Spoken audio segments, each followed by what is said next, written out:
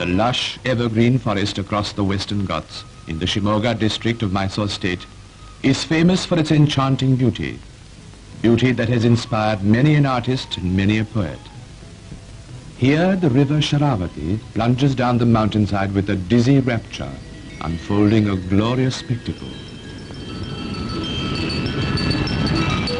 It is said once here came a man who on beholding this majestic scene exclaimed, "What a waste!" An odd comment indeed, but the man who made it was no eccentric. This man was contemplating the invisible power hidden in these mighty torrents. He saw in the falls visions of a myriad canals emerging from a reservoir, visions of hydroelectric power which could turn the giant wheels of industry. This man was an engineer. He was a great engineer. He was Dr. Vishweshwaraiah.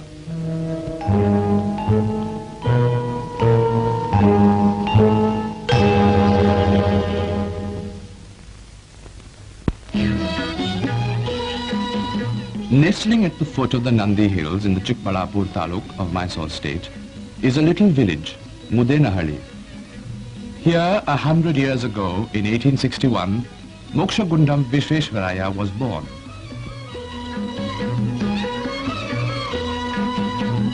Vishweshwaraiah came of a poor family. His mother had to struggle hard to get him educated. It was she who brought him to nearby Chikbalapur for his schooling. From Chikbalapur, young Vishweshwaraiah migrated to Bangalore for his high school and college education. At the Central College, Principal Waters was proud of this brilliant student. A merit scholarship enabled Vishweshwaraiah to further his studies at Pune. He came to the College of Engineering, known in those days as the College of Science.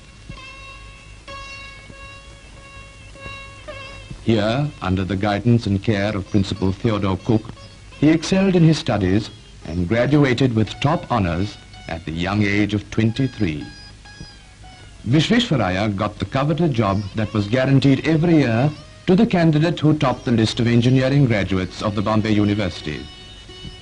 In March 1884, he started his engineering career in the holy city of Nasik on the banks of the river Godavari. Starting as an assistant engineer at Nasik, he rose to the rank of sanitary engineer to the government of Bombay.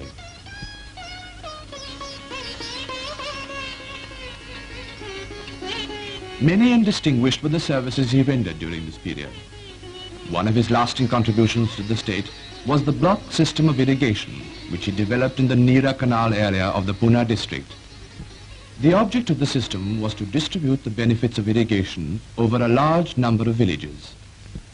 His passion for statistics and for the intelligent use of these facts and figures were evident in the way he worked out the scheme. One of his engineering achievements was connected with the lake Fife at Khadakwasla. The storage of this lake was insufficient to meet the needs of the Mutha Canal, which supplied water to Pune. The reservoir overflowed every year above the surplus weir. The problem was to increase the storage capacity without raising the dam. Vishweshwaraiah had the answer. He devised a system of automatic gates which did the trick. These gates have stood the test of time and have been copied in other places too. He took out a patent for the gates, but he refused to ask for or accept any royalty from the government. He always believed in work properly blended with recreation. The result was the Deccan Club, which flourishes to this day. In this good work, he had the blessings and cooperation of such eminent personalities as Mahadev Govind Ranade and Gopal Krishna Gokhale. The year 1909 brought Vishweshwaraiah to Hyderabad. The Nizam's government secured his services for an important assignment. On the 28th of September 1908, the river Musi, which passes through the city of Hyderabad, was in floods and ravaged the city. In one area alone, known as Kolsawadi, more than 2,000 people were drowned or washed away. Hundreds of buildings were swept away. The state government wanted Vishweshwaraiah to examine the damage done and to suggest measures to prevent a recurrence of such a catastrophe. After making a survey, he recommended the construction of 2 reservoir dams above the city. one across the river Musi and the other across its tributary, the Isi.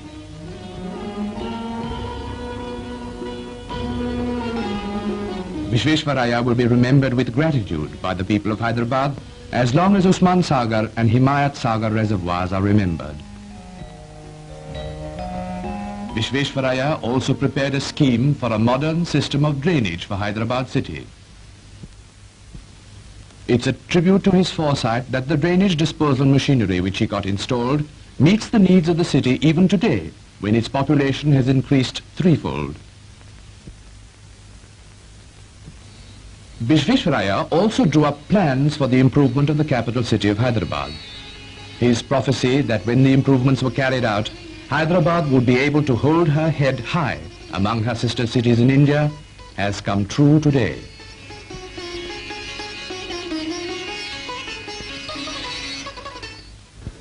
In the same year 1909, he received a call from the land of his birth, Mysore. The Maharaja of Mysore offered Vishweshwaraiah the job of chief engineer of the state. One of his greatest achievements as chief engineer was the planning and construction of Krishnaraj Sagar Dam across the river Kaveri. Completed in the year 1912, it was the largest reservoir ever built in India up to that time. If one can only place oneself in that epoch, one can judge what a colossal achievement it was in the context of the times. The estimated cost of the project was over 23 million rupees. Such a large amount the state had never spent before on any single project.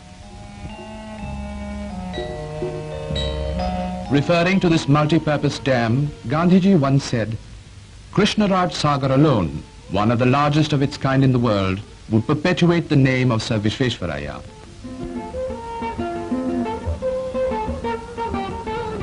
The main irrigation canal named after Vishweshwaraiah passes through a varied landscape, coursing through an artificial tunnel nearly 2 miles long, an engineering feat for that time.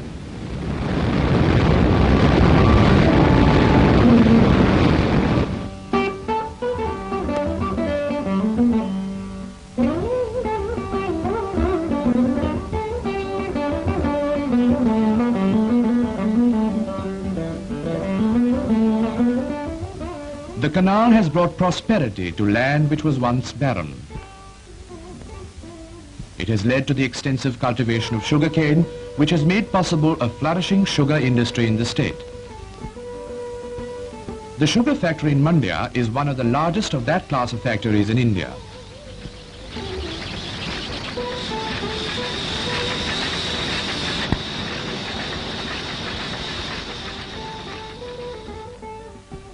Mandya, which was once a sleepy, undeveloped village, is today a prosperous town, the headquarters of a prosperous district of the same name.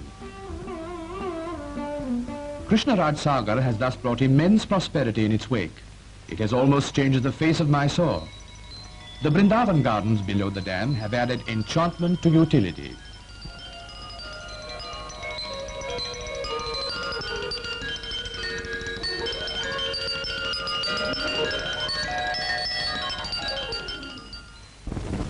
An enlightened and appreciative Maharaja elevated Vishweshwaraiah to the position of the Diwan of the state in 1912. Whether as engineer or Diwan, Vishweshwaraiah's one aim was to develop the state to enable the people to work well, earn well, and live well. The University of Mysore, the first university in any Indian state, came into being in 1916, thanks to Vishweshwaraiah's persistent endeavors.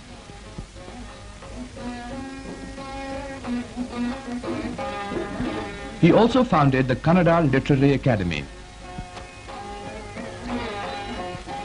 Vishweshwaraiah always felt that industries were the mainstay of the progress and the prosperity of a nation. The sandal oil factory was but one of the many industries introduced by him.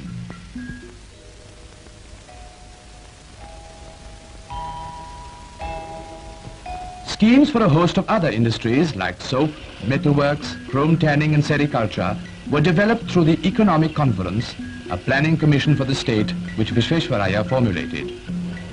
His diwanship in the state was marked by a single-minded devotion to the cause of the progress of Mysore state. Vishweshwaraiah was connected with the Tata Iron and Steel Company for a number of years. It was perhaps this association that turned his thoughts to the exploitation of iron ore available in the state. With his characteristic drive and energy, he soon set up the Bhadravati Iron and Steel Works. After Vishweshwaraiah retired from the office of Diwan, the Iron and Steel Works was in a bad state. The world price of iron had fallen. Experts advised the closing down of the enterprise. It was against this background that Vishweshwaraiah was persuaded in 1923 to take over as chairman of the board of directors. He set about the task of rehabilitating the works with his usual zeal. Soon Bhadravati iron was selling in the USA at competitive rates. To this day, Bhadravati occupies an important place in the industrial map of the country. The remuneration he earned as chairman of the Iron and Steel Works for over 6 years, Vishweshwaraiah turned over to the state government for the establishment of an occupational institute.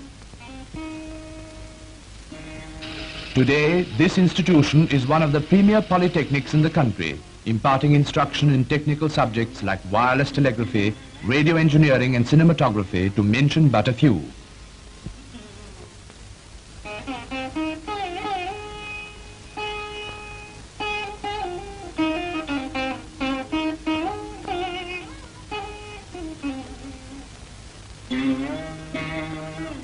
Vishweshwaraiah's passion for advancing education at all levels knew no bounds.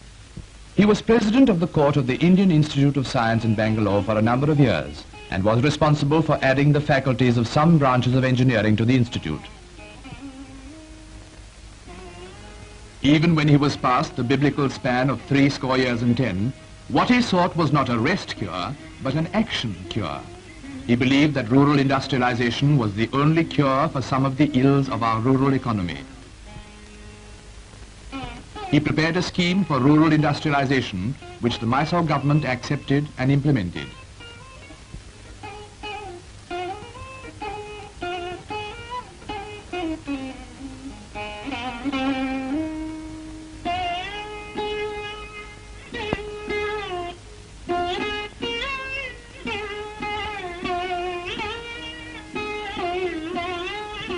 Over the years, he gave practical schemes or advice for the water supply of many towns in India.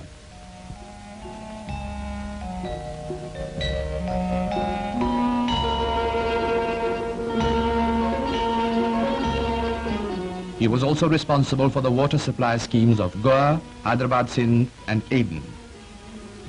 Vishweshwaraiah worked incessantly, preparing plans and schemes for the development of the country. He published several books and pamphlets. Waking or sleeping, he had only one thought in his mind: nation building. Vishweshwaraiah traveled abroad several times. Wherever he went, his one consuming desire was to bring back technical know-how for the development of his own motherland.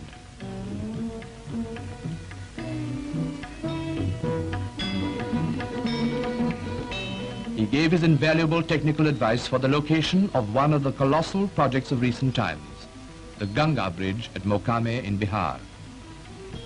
He was past 90 when he undertook this work.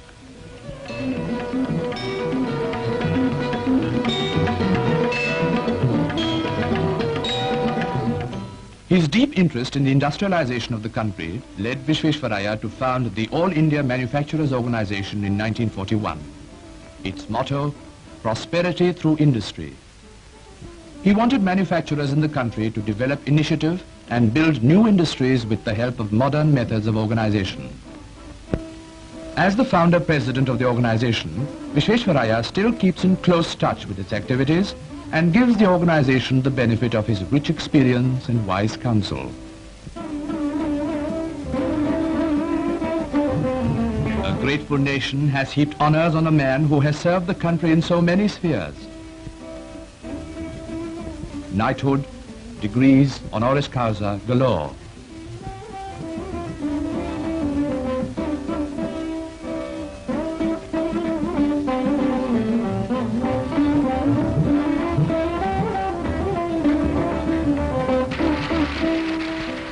When the centenary of his alma mater, the Central College in Bangalore, was celebrated, he was honored as the oldest and the greatest living alumnus.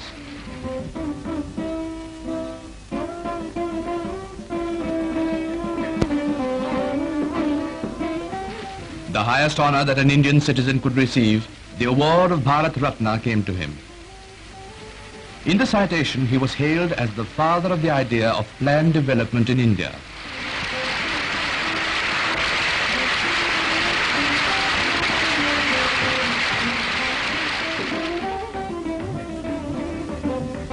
But all these honors sit lightly on Vishweshwaraiah's shoulders. Unaffected by all these, he lives today in his Bangalore home without a trace of ostentation. His devoted old secretary still assists him in all his work.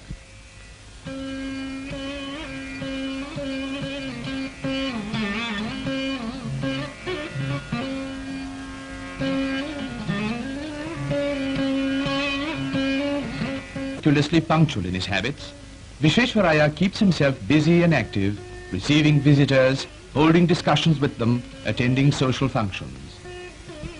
For he thinks with Ulysses, how dull it is to pause, to make an end, to rust unburnished, not to shine in use, as though to breathe were life. The one motto of Vishweshwaraiah throughout his life has been, work is worship.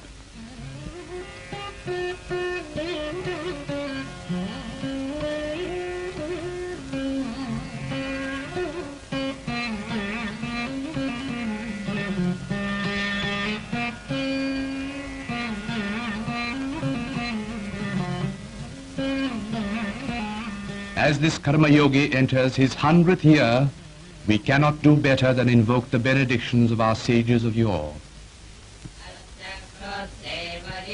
May we for 100 autumns see that lustrous eye God ordained arise before us. May we live 100 autumns. May we hear for 100 autumns.